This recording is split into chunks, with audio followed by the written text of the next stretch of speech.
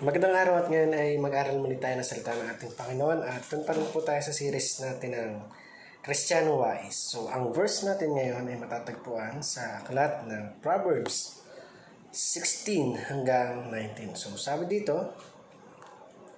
ang tao ay nagbabalak, ngunit si Yahweh ang nagpapatupad. O, ang tao ay nagbabalak, ngunit si Yahweh ang nagpapatupad. So, meron ka rin bang plano o marami ka bang bagay na hinahangad na minsan ay nangyayari at minsan din naman ay hindi. So, ang ating Panginoon ay siyang tumutupad ng mga pangarap natin sa buhay. Kapag alam niya na ito ay makakabuti sa iyo, tiyak na bibigay ito sa iyo ng ating Panginoon. Ngunit kapag alam ng Diyos na ito ay kapapahamak mo, maaaring ibigay niya sa iyo pero ito ay magtuturo ng magkakaroon ito ng learnings para maitama mo yung mga bagay na nagagawa mo mali.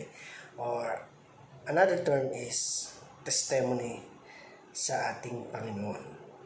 So, para po sa ating katuruan ngayon, sabi sa una, we can make a plan but God make it happen. So, marami tayong binabalak sa buhay. Marami tayong pinaplano sa buhay na gustong mangyari sa atin. Subalit, ang Diyos pa rin yung nakakaalam kung gusto nyo bang ipangyari itong bagay na to o hindi. So, what I mean is, hindi natin hawak yung buhay ng bawat isa sa atin. Tanging ang Diyos lang yung may hawak ng buhay ng bawat isa sa atin.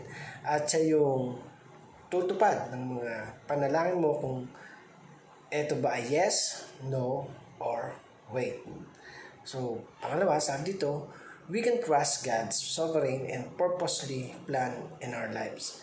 So, pwede natin pagkatiwalaan yung sovereign ng ating Panginoon at alam naman natin na yung purpose ng ating buhay ay laging para sa kabubuti ng bawat isa sa atin. Kung minsan may mga bagay tayo na pinapanalangin, subalit hindi natutupad. May mga bagay tayo na nagagawa na hindi angkop sa ating Panginoon. And alam ng Diyos kung ano yung mas makakabuti sa atin. Ano ba yung purpose ng buhay ng bawat isa sa atin? It's to serve God and to honor God. To honor Him in spirit and in truth. At ang buhay ng bawat isa sa atin ay may kapakinabangan o may purpose yung buhay natin kung bakit tayo andito sa mundo. At kailangan nating hanapin ano ba yung purpose ng buhay ng bawat isa sa atin. Pangatlo, sabi dito, be willing to adjust your plans. Takes detours as God's direct. So, kapag nakakaranas na tayo minsan ng mga plano na para bang ang layo-layo na, para bang iniisip mo lagi na himala na nangyayari. So, be willing to adjust your plans, take detours as God's directs. So, kung alam natin na yung mga bagay na pinaplano natin na hindi lugod sa ating Panginoon, ay huwag na nating ituloy at magkaroon, sabi nga, yung plano natin ay plan A, plan B, plan C, and more, etc., etc. And be willing to adjust your plans. Kung alam mo na ito ay hindi para sa kabubuti ng buhay mo o paglilingkod mo sa Diyos, then try it to adjust and plan more or ng mas the best pa doon sa unang mo naging plano. So, para naman po sa ating application, present your plans and submit to God's sovereign decision, direction, and plans. So, gumawa tayo ng plano pero dapat lagi nating isang puso, isang buhay na ipacheck ito sa ating Panginoon. Lord, ito po yung plan ko. Nawa ay i-direct mo yung aking mga decision, ang aking mga plano, at ikaw na po yung bahala na tumupad kung ito ba ay karapat-dapat sa'yo or hindi. So, let's present our plans and let's submit it to our God. Number 2, sabi dito, welcome unexpected opportunities and challenges as part of God's plan. So, minsan may mga bagay na dumarating sa atin unexpectedly. Pero, dahil sa mga opportunity na yun, minsan parang nawawalan ka ng pag-asa.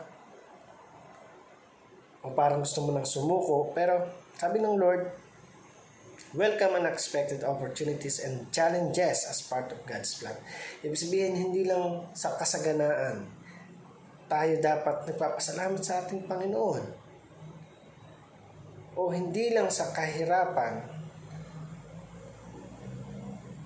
tayo magpupuri sa ating Panginoon. Sabi doon, through up and downs, sa masaya at malungkot na pangyayari. So, kailangan natin talaga na sumunod sa ating Panginoon, i-welcome yung mga unexpected opportunities and also the challenges as part of God's plan. So, isipin natin yun na parte lang to ng pagkatawag sa atin ng ating Panginoon.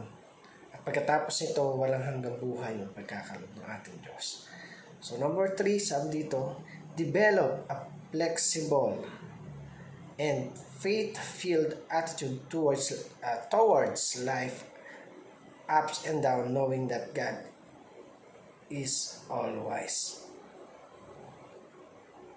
Sabi doon, i-develop natin yung flexible and faith-filled attitude towards our life, ups and down. And alam naman natin na ang Diyos ay talagang Diyos ng lahat ng bagay, Diyos ng mga Diyos, at walang makakapantay sa kadakilaan ng ating Panginoon. So let us develop a flexible and faith-filled attitude towards life and down, ups and down, knowing God's is all wise.